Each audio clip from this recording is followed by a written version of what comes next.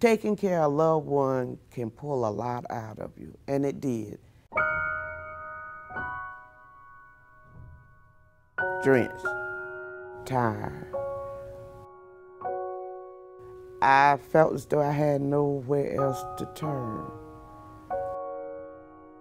My brother, when I brought him home from coastal rehab, that's the first time I ever dealt with somebody with Alzheimer's and dementia. It takes 4 people to handle him because that's the condition that he was in. To work with somebody like him, you have to have a lot of love and a lot of patience. In the fall of 1981, my family and I were told that my husband probably had Alzheimer's disease and for the rest of his life would need 24-hour-a-day care. At that time, there was no training, no printed material, very little information on how to deal with dementia patients. It was just an unknown blessing when a member of my church said, "Have you looked at Elderhaus?" And I said, "What is that?" As a teenager, I had to take care of my grandmother, and it was more than a notion for a teenager. I actually went to college to escape that duty, and she died while I was in college. I left and went to D.C. and had a job and realized that I didn't want to do what I was doing for the rest of my life.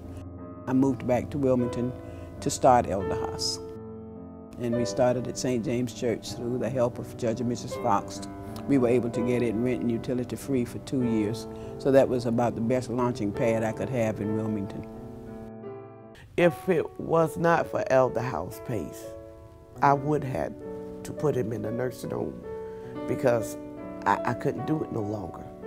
Regardless of how much I love him, my body was just tired.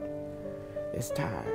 From 7:30 in the morning until 4:30 in the afternoon, my husband was in a safe environment where he had social interaction and had people who were willing to learn how to care for dementia patients in the best way. You need that daycare center for your loved one and also for yourself, so that the loved one can be involved in social interaction with several people, and so that you can have some time away and regenerate yourself to be able to give the very best care when your loved one is at home. The adult daycare program located at the Alpha Center at Greenfield Lake is basically of activities that are provided during the day. Although we do have a full noon meal and snack in the morning and snack in the afternoon. But it includes bowling, volleyball. We have Sunset Park school students come over and intermingle with them. We have music, religious devotions, and folks come in all during the day, and that's where we need volunteers. At the end of the day, they go home after all these activities and are pretty beat and are getting ready to come the next day back to their center for additional activities.